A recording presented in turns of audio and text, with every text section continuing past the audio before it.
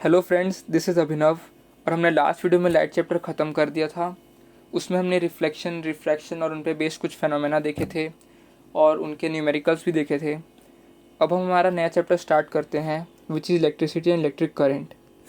तो इलेक्ट्रिसिटी की जो डिमांड है वो दिन पर दिन बढ़ती जा रही है ऑल ओवर द वर्ल्ड, क्योंकि इलेक्ट्रिसिटी एक काफ़ी एफिशिएंट सोर्स ऑफ एनर्जी है जिसे कि हम इजीली यूटिलाइज़ कर सकते हैं और उससे हम इजीली ट्रांसपोर्ट भी करते हैं। जैसे कि आप देख सकते हैं यहाँ हमारे पास एक हाई टेंशन पोल्स होते हैं जिसके थ्रू हम हाई टेंशन वायर्स के थ्रू हम electricity, high amount of electricity cities, villages, industries, factories हर जगह ट्रांसपोर्ट करते हैं जहाँ उन्हें एक एफिशिएंट यूज़ में इस्तेमाल में किया जाता है।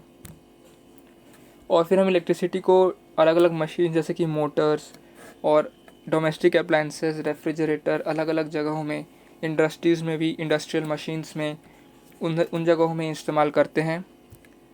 और एक बेसिक जो एवोल्यूशन हुआ इलेक्ट्रिसिटी के कारण वो ये कि जैसे कि आप देख सकते हैं इस फ़ोटो में हमने इलेक्ट्रिकल लोकोमोटिव्स ले आए जो कि डीजल लोकोमोटिव्स को समवॉट रिप्लेस, अप टू बहुत एक्सटेंड रिप्लेस कर लिया था और स्टीम इंजन्स को भी ख़त्म कर दिया।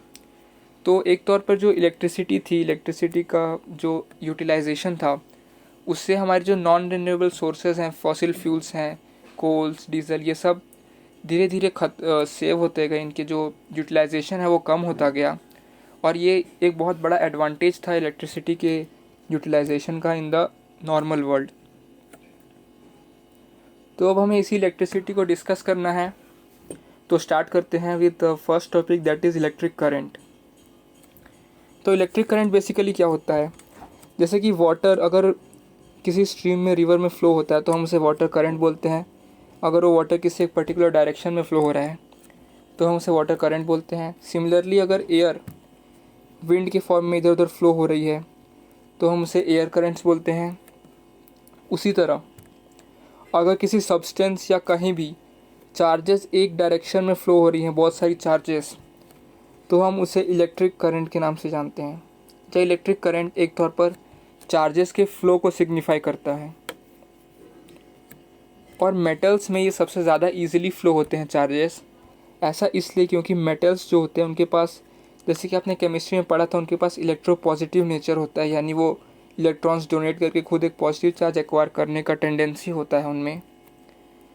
तो इसीलिए जो इलेक्ट्रॉन्स हैं वो लूजली बाउंड होते हैं on the outer orbital of any metal. और इसी के कारण जो इलेक्ट्रॉन्स हैं उनमें हम अगर थोड़ी सी भी एनर्जी दें आउटर ऑर्बिटल के इलेक्ट्रॉन्स को तो आराम से निकल सकते हैं एटम के बाहर और वो इधर उधर फ्लो कर सकते हैं।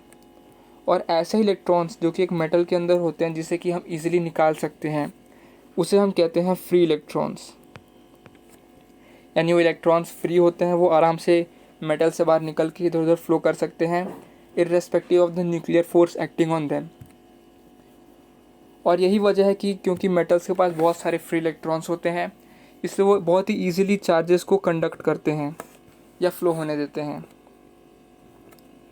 तो इलेक्ट्रिक करंट की डेफिनेशन क्या है, that electric current is defined as the amount of charge flown through a given cross sectional area in a unit time interval. यानी एक यूनिट टाइम इंटरवल में अगर किसी क्रॉस सेक्शनल एरिया, सपोज ये है, इसमें एक पर्टिकुलर डायरेक्शन में चार्जेस फ्लो हो रही हैं, तो एक यूनिट टाइम इंटरवल में कितने चार्जेस क्यू फ्लो हुई इस क्रॉस सेक्शनल एरिया से, इस क्रॉस सेक्शनल एरिया को कितना कट की क्यू चार्ज, कितनी इंटेंसिटी जो है चार्ज की कितनी थी एक यूनिट टाइम इंटरवल में, उसे हम कहते हैं इलेक्ट्रिक करंट। और हम इलेक्ट्रिक करंट को आई से डिनोट करते हैं। हम नेक्स्ट देखते हैं कि I is equal to Q by T, यानी एक क्रॉस सेक्शनल एरिया था, उससे अगर एक टी टाइम इंटरवल में क्यू चार्ज फ्लो हुआ तो हम आई को कहते हैं Q by T, which is the formula for electric current. और अब इसकी डायरेक्शन पे थोड़ा डिस्कस करते हैं कि हम इलेक्ट्रिक करंट को basically flow of positive charges ही बोलते थे और अब भी बोलते हैं, लेकिन ड्यू टू लेटर डिस्कवरीज़ हमें ये पता चला कि किसी भी कंडक्टर के अंदर जो मेन चार्ज फ्लो होता है वो इलेक्ट्रॉन्स होता है। तो सपोज ये जो कंडक्टर है इसका एक फेस ए है और दूसरा फेस बी है और इलेक्ट्रॉन्स ए टू बी अगर फ्लो कर रहे हैं तो हम ये कहते हैं कि जो करंट की डायरेक्शन है वो ठीक इसकी अपोजिट होती है, यानी अगर electrons A to B flow कर रहे हैं तो जो करंट है यानी आई वो बी टू ए यानी इसके अपोजिट डायरेक्शन में फ़्लो करता है। और यहाँ मेंशन भी किया गया है कि the direction of electric current is taken conventionally to be opposite to that of flow of electrons. और जो सर्किट्स में इलेक्ट्रिक करंट को हम जिस डिवाइस से मेजर करते हैं उसे हम एमीटर कहते हैं।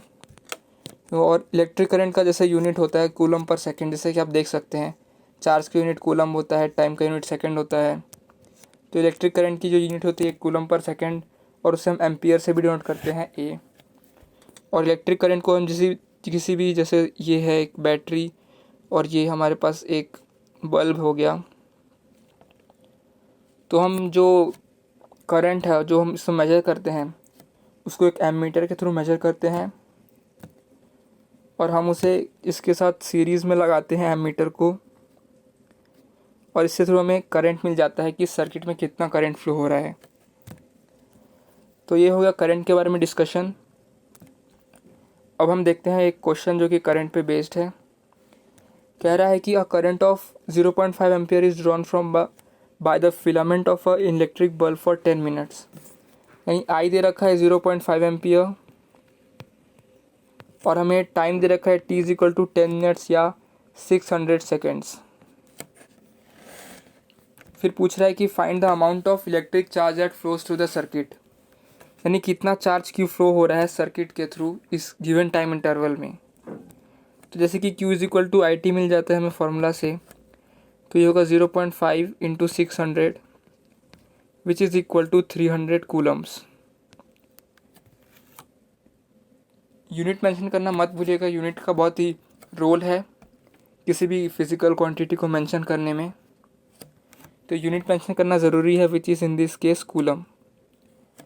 तो ये हो गया हमारा एक क्वेश्चन जो कि करंट पे बेस्ड था, उसके बेसिक्स पे।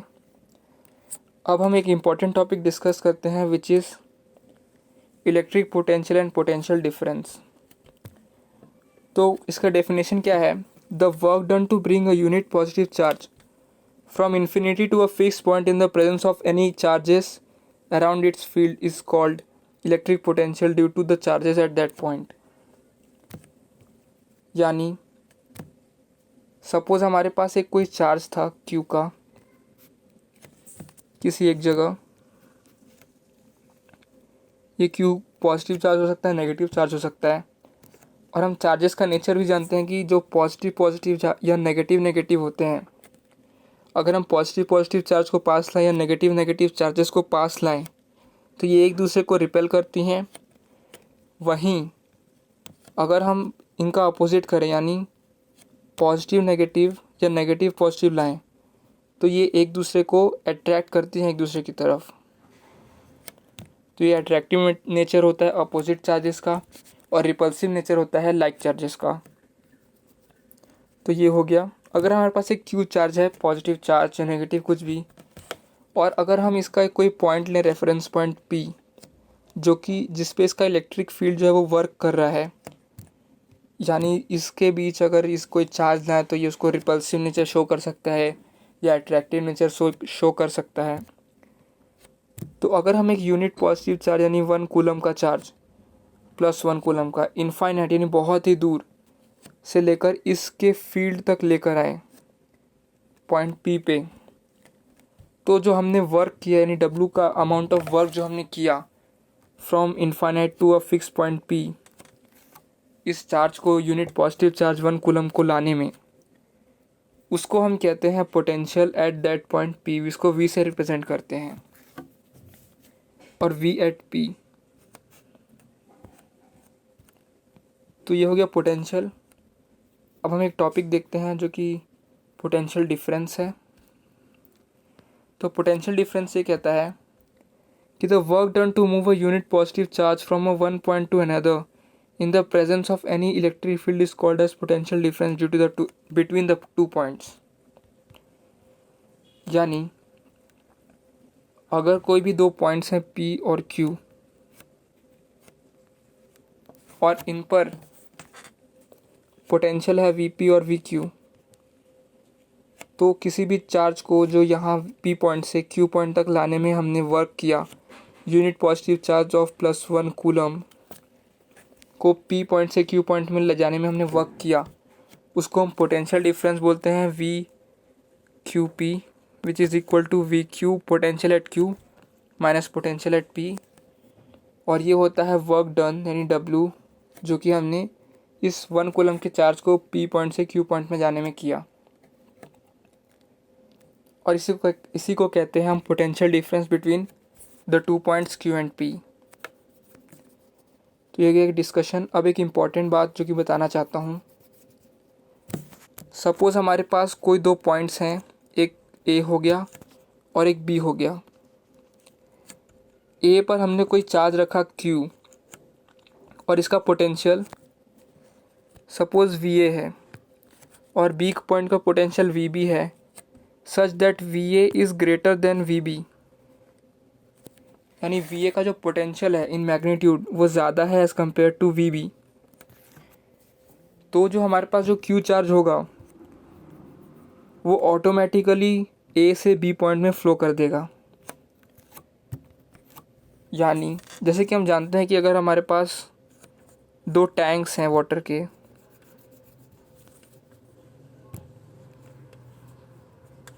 अगर हमारे पास कोई भी 2 टैंक्स हैं वाटर के, एक में वाटर लेवल थोड़ा ज़्यादा है वेरस दूसरे में वाटर लेवल कम है, अगर हम इन 2 टैंक्स को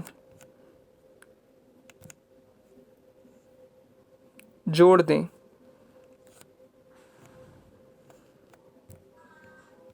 कुछ इस तरह, अगर हम इन्हें जोड़ दें तो यहाँ हायर लेवल है, यहाँ लोअर लेवल है, तो सारा पानी इस पाथ को फॉलो करते हुए इस टैंक में घुसता जाएगा और ये तब तक राइज होगा जब तक इन दोनों टैंक्स का जो लेवल है वो इक्वल ना हो जाए। ये हम जानते हैं।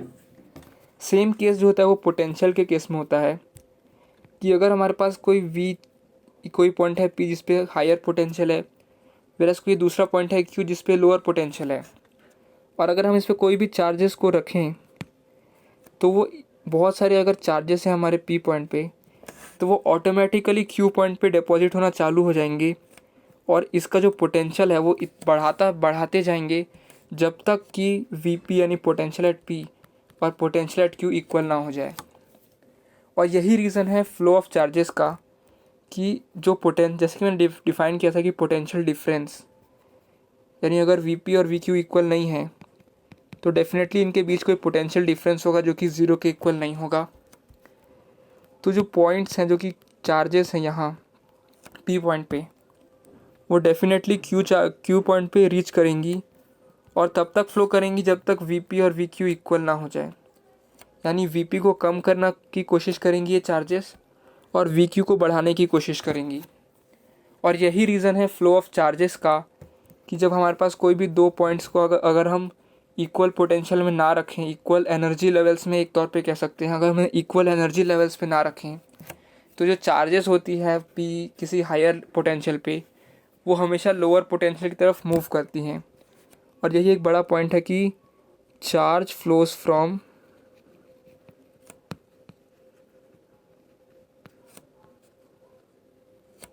Higher to lower potential.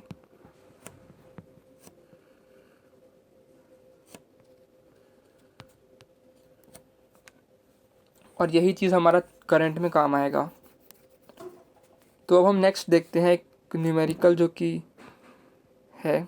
एक और बात कि फिज़िकली हम सिर्फ पोटेंशियल डिफरेंस को मेजर कर सकते हैं किन्हीं 2 पॉइंट्स का, और इन 2 पॉइंट पर जो एग्जैक्ट हमारा पोटेंशियल है वो हम कभी मेजर नहीं कर सकते। और सिमिलरली जो पोटेंशियल होता है वो W/Q से होता है, यानी जो जैसे कि P और Q पॉइंट्स के बीच जो Q चार्ज होगा उसको P और Q पॉइंट में मूव करने में हमने कितना वर्क W किया, तो W/Q उस इन दोनों के बीच का पोटेंशियल डिफरेंस बताता है।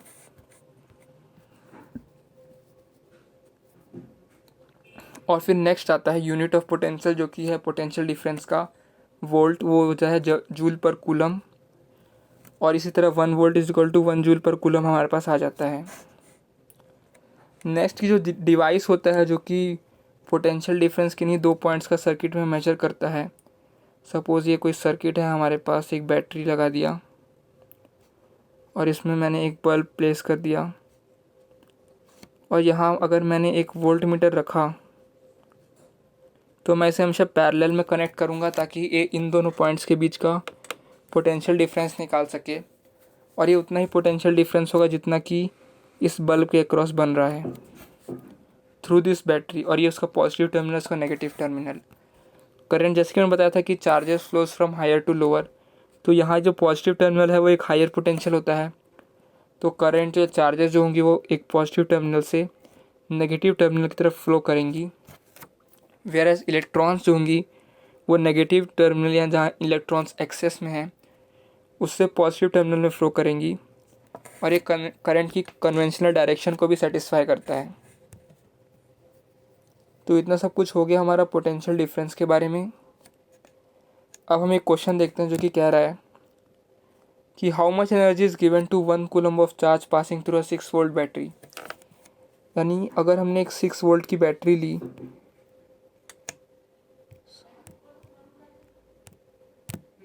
सिक्स वोल्ट की हमारे पास एक बैटरी है, और अगर हम इसमें से एक कूलम का चार्ज से फ्लो करवा रहे हैं तो उसे फ्लो कराने में हमने कितना वर्क किया उसको मेजर करने के लिए, क्योंकि हम जानते हैं कि V is equal to W by Q होता है, तो W is equal to Q V हो जाएगा, यानी work done to move Q charge within this potential is equal to Q V, और हमें Q1 दे रखा है 1 कूलम और V दे रखा है 6 वोल्ट, तो जो वर्क हमने नेट किया वो हो जाएगा 6 जूल, और क्योंकि वर्क डन जो होगा उतना ही एनर्जी सप्लाई होगा, यानी energy supply to each coulomb of charges of 6 joule. तो इसी के साथ हम एक क्वेश्चन ख़त्म करते हैं पोटेंशियल डिफरेंस पे बेस्ड। अब हम एक न्यू टॉपिक शुरू करते हैं which is the relation between potential difference and current, जो कि है ओम्स लॉ एंड रेजिस्टेंस का टॉपिक। तो ओम्स लॉ क्या कहता है, the current flowing through any conductor is directly proportional to the potential difference applied across its ends provided that the temperature and other physical conditions remain constant। यानी जब potential difference जो कि हम एक conductor के अक्रॉस अप्लाई करेंगे, suppose ये उसका एक टर्मिनल है या एक एंड है और ये दूसरा एंड है, तो ये अगर ये ए है और ये बी है, और अगर हम इसमें चार्ज जो पोटेंशियल डिफरेंस अप्लाई कर रहे हैं उससे इसमें चार्जेस का फ्लो हो रहा है फ्रॉम ए टू बी, यानी potential at A is greater than potential at B, तो जो हमारे पास नेट चार्जेस फ्लो आएंगे या नेट करंट जो होगा हमारे इधर फ्लो होगा फ्रॉम ए टू बी, तो जो हमारा वी ए बी यानी potential difference between V B A यानी potential difference between A and B points, it is directly proportional to the current that is I flowing in it। और इसमें ये बात mention करना ज़रूरी है कि temperature and other physical conditions remain constant, क्योंकि अगर ये मेंशन नहीं करेंगे तो जो ये रिलेशन है V is directly proportional to I, ये हमारी सेटिस्फाई नहीं होगी किसी भी कंडक्टर के लिए, इसलिए temperature and other physical conditions must remain constant for Ohm's law to hold true. और अब क्योंकि हमारे पास एक प्रोपोर्शनैलिटी आ गई है V directly proportional to I, तो अब हम इसे एक कांस्टेंट से रिप्लेस करेंगे which is equal to RI और V is equal to IR। ये R जो हमारा प्रोपोर्शनैलिटी कांस्टेंट है इसे हम कहते हैं resistance of the conductor basically, और इससे जो हमारे पास ग्राफ बनता है V और I का ओम्स लॉ के हिसाब से, अगर ये हमारा V है और ये I है तो हमें एक स्ट्रेट लाइन ग्राफ मिलता है V और I का। और अब हम डिस्कस करते हैं कि रेजिस्टेंस क्या होता है जो कि ओम्स लॉ में आ रहा है, V is equal to IR में, या R क्या है। तो R होता है द हिंड्रेंस और the obstacle offer to the flow of current और चार्ज इन एनी कंडक्टर। क्योंकि एक कंडक्टर में चार्ज फ्लो हो रहा है तो वो जो कंडक्टर होता है वो कुछ ना कुछ ऑपोजिशन देता है, कुछ ना कुछ काउंटर फोर्स या कुछ अदर एक तरह का ऑपोजिशन या हिंड्रेंस पैदा करता है, ऑब्स्टिकल पैदा करता है उस चार्ज के फ्लो के अगेंस्ट, और उसी की इंटेंसिटी को बताता है रेजिस्टेंस ऑफ द कंडक्टर। और इसका यूनिट होता है ओम, यानी OHM, ओम होता है इसका यूनिट, और इसे हम इस सिंबल से भी रिप्रेजेंट करते हैं, ओम। और ये किसी भी कंडक्टर अगर उसका लेंथ और area of cross section fixed है तो आर उसके लिए कांस्टेंट होता है। अब क्या क्या डिटरमाइन करता है आर को, फैक्टर्स डिस्कस करते हैं कि are, the factors that determine resistance are length of the conductor, यानी अगर ये कंडक्टर है उसकी लेंथ L है तो ये L जितना ज़्यादा होगा तो R is directly proportional to L, यानी जैसा जैसे हम लेंथ इंक्रीज़ करते जाएंगे कंडक्टर का तो उसका रेजिस्टेंस जो है वो भी इंक्रीज़ करेगा। Then cross sectional area of the conductor, यानी जो हमारे पास ये एंड्स का क्रॉस सेक्शनल एरिया आ रहा था A, जिसमें हमारा कंडक्टर जो था वो फ्लो हो रहा था विच इज़ A, तो R जो होता है वो इसके इन्वर्सली प्रोपोर्शनल होता है, R is inversely proportional to the area of the conductor. तो हमारे पास एक रिलेशन आ गया इन दोनों को मिलाकर कि R is directly proportional to L/A। और फिर से क्योंकि हमारे पास एक प्रोपोर्शनैलिटी आई है तो अब हम इसे एक कांस्टेंट से रिप्लेस करेंगे, और उस कांस्टेंट को कहते हैं हम रो, और रो होता है रेजिस्टिविटी। तो रेजिस्टिविटी होती क्या है? It is the resistance offered by a conductor made of a specific material with length 1 unit and cross sectional area 1 square units. यानी जब हम लेंथ और एरिया को किसी भी कंडक्टर के लिए यूनिट 1 कंसिडर कर दें तो उस केस में जो रेजिस्टेंस ऑफर्ड होगा उसे हम कहते हैं रेजिस्टिविटी। और रेजिस्टिविटी जो होती है वो एक मटेरियल की क्वालिटी होती है, वो एक हर मटेरियल के लिए कांस्टेंट होती है। यानी अगर हम किसी भी कंडक्टर की लेंथ चेंज कर दें या area of cross section change कर दें तो उसके रेजिस्टिविटी में कोई फ़र्क नहीं आता। वो मटेरियल पे डिपेंड करता है कि आप आयरन ले रहे हो कि कॉपर ले रहे हो कि क्या ले रहे हो कंडक्टर में, और उसकी रेजिस्टेंस पे सिर्फ फ़र्क पड़ता है by varying the length and area. Resistivity जो होता है वो मटेरियल की क्वालिटी होती है और वो एक मटेरियल के लिए कांस्टेंट रहती है। और यहाँ मैंने एक टेबल दे रखा है जिसमें कि कुछ इलेक्ट्रिकल सिंबल्स दे रखे हैं पहले टेबल में, जो कि एक बैटरी है, ये एक सेल है। बेसिकली एक सेल के पास सिर्फ एक पॉजिटिव टर्मिनल और एक नेगेटिव टर्मिनल होता है, और जब हम वैसे ही सेल्स को एक सीरीज़ में कनेक्ट कर देते हैं तो उससे हमें एक बैटरी मिलता है जो कि काफ़ी ज़्यादा वोल्ट्स का होता है, उससे काफ़ी ज़्यादा इलेक्ट्रिकल एनर्जी निकल सकती है। फिर हमारे पास एक की हो, ये एक प्लग होता है, एक स्विच होता है जो कि एक ओपन होता है जब तक हम यहाँ पे डॉट नहीं डाल देते, और जैसे ही डॉट डालते हैं ये एक क्लोज्ड स्विच बन जाता है और एक क्लोज सर्किट बना देता है। और जब भी हम किसी वायर को एक दूसरे वायर से ज्वाइन करते हैं तो उस जंक्शन को हम इस इस सिंबल से रिप्रेजेंट करते हैं। और जब भी वो वायर जो है, कोई भी वायर, वो दूसरे वायर के ऊपर से जा रहा है या उसके ऊपर उससे ज्वाइन नहीं हो रहा बल्कि उसके ऊपर से निकल रहा है, तो इसको हम इस सिंबल से रिप्रेजेंट करते हैं, जैसे कि आप यहाँ देख सकते हैं। नेक्स्ट जो है हमारे पास बल्ब का है सिंबल, जैसे कि आप जानते हैं बल्ब को हम इस सिंबल से रिप्रेजेंट करते हैं। और रेजिस्टेंस या रेजिस्टर जिसको हम रिप्रेजेंट करते हैं, रेजिस्टर एक सब्सटेंस होता है जो कि रेजिस्टेंस ऑफर करता है। जैसे कि हम देखा कि हर एक सब्सटेंस या हर एक कंडक्टर जो है वो एक रेजिस्टेंस ऑफर करता है, इसलिए हमारे पास रेजिस्टर को इस सिंबल से रिप्रेजेंट करते हैं, जो कि एक बेसिकली ये एक हिल की तरह होता है, वेरिएबल हिल्स, जैसे कि आप देख सकते हैं। और हमारा नेक्स्ट है वेरिएबल रेजिस्टर या एक रियोस्टेट, जो कि फिजिक्स लैब में अक्सर रखा रहता है, जिसको कि हम इससे रिप्रेजेंट करते हैं।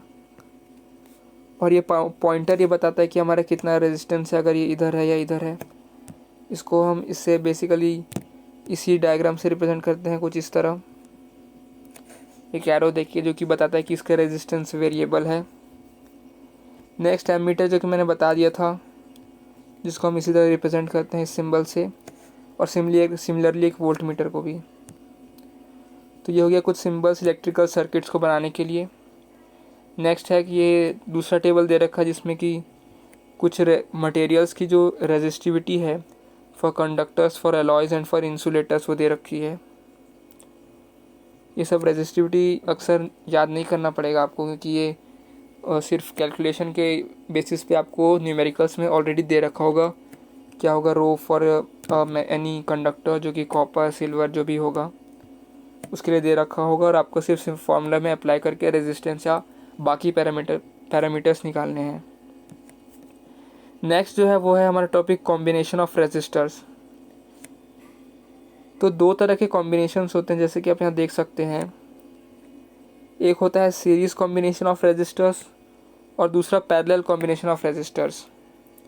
तो सीरीज़ कॉम्बिनेशन क्या होता है, जैसे कि आप यहाँ देख सकते हैं कि जब हमारे पास दो या दो से ज़्यादा रेजिस्टर्स, यहाँ इस केस में 3 हैं, जब उन्हें इस तरह से कनेक्ट किया जाए कि जो एक एंड है वो एग्जैक्टली दूसरे एंड से कनेक्टेड हो दूसरे रेजिस्टर के, जब उन्हें एक इस सीरीज़ में अरेंज किया जाए तो उसे हम कहते हैं series resistance of the series combination of the resistors, और उस सर्किट से हमें एक सीरीज़ रेजिस्टेंस मिलता है।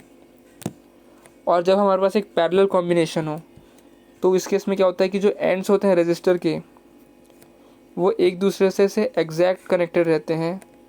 That is the first end is exactly connected to the second end third resistors ends, whereas the second end of the second resistor is exactly connected to the second ends of the second and third resistor। जैसे कि आप इस diagram में भी देख सकते हैं कि इस R1 का जो टर्मिनल था L, वो से एक X पॉइंट से कनेक्ट किया गया, जो कि P पॉइंट से फिर फर्दर कनेक्टेड था और S पॉइंट से भी फर्दर कनेक्टेड था। उसी तरह जो M पॉइंट था R1 का, उसे Y से कनेक्ट किया गया, जो कि फर्दर Q से कनेक्टेड था और L से भी कनेक्टेड था। और अब एक और बात कि जो वोल्ट मीटर है जो इस केस में दे रखा है वो इक्विवेलेंट पोटेंशियल डिफरेंस मेजर करेगा, जो कि इन तीनों के रेजिस्टेंस के ऑफर हो रहा है। उसी तरह यहाँ भी वोल्ट जो होगा, वोल्ट मीटर, वो एक इक्विवेलेंट रेजिस्टेंस मेजर करेगा जो कि इन दोनों पॉइंट्स के बीच है, जो कि इन तीनों रेजिस्टर्स में से आ रहा है। अब मेजर जो फैक्ट है सीरीज़ कॉम्बिनेशन और पैरेलल कॉम्बिनेशन का, वो ये है कि सीरीज़ कॉम्बिनेशन के अंदर जो करंट जाता है हमारा सीरीज़ में वो कांस्टेंट रहता है, यानी कि R1 से वही करंट जाएगा यानी I, जो कि R2 से जाएगा I, और वही करंट R3 में जाएगा I।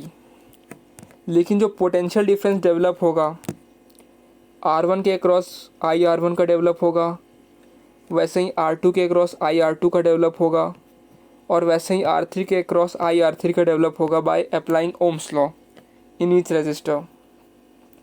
तो जो हमारा V इक्विवेलेंट जो हमारा रीडिंग आएगा पोटेंशियल डिफरेंस का वोल्ट मीटर में, वो आएगा I R1 plus I R2 plus I R3, which is equivalently I R1 plus R2 plus R3। तो ये होगा पोटेंशियल डिफरेंस का फंडा सीरीज़ कॉम्बिनेशन में। नेक्स्ट देखते हैं हम इन पैरेलल कॉम्बिनेशन। तो पैरेलल कॉम्बिनेशन में क्या होता है कि जो पोटेंशियल डिफरेंस है, जो V वोल्ट का जो पोटेंशियल डिफरेंस है X और Y के बीच, वो सेम रहेगा R1 R2 और R3 के हर केस में। यानी R1 के अक्रॉस जो पोटेंशियल डिफरेंस L और M के बीच जो डेवलप हो रहा है वो भी V का ही होगा। वैसे ही R2 के अक्रॉस जो P और Q के बीच जो पोटेंशियल डिफरेंस डेवलप हो रहा है वो V का ही होगा, और सिमिलरली R3 के अक्रॉस जो डेवलप हो रहा है वो भी V का ही होगा। तो नेट जो पोटेंशियल डिफरेंस डेवलप होगा वो हर रेजिस्टर के अक्रॉस सेम होगा, और इसी तरह वही पोटेंशियल डिफरेंस होगा जो कि हमारा वोल्ट मीटर में रीडिंग दिखाएगा।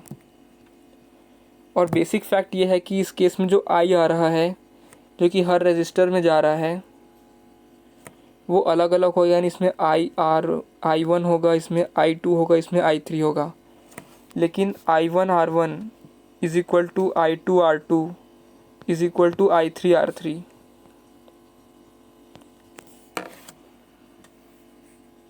और it is equal to V which is the potential reading in the volt metre.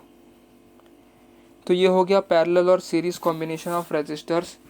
अब हम नेक्स्ट वीडियो में इसका एक डेरिवेशन देखेंगे, इसके इक्विवेलेंट रेजिस्टेंस और ये सब का, और फिर उसके बाद हम पावर और हीट लॉस देखेंगे और फिर उनके बेस कुछ न्यूमेरिकल्स देखेंगे। Then meet you in the next video guys, and we will see the derivations and other things. Thank you.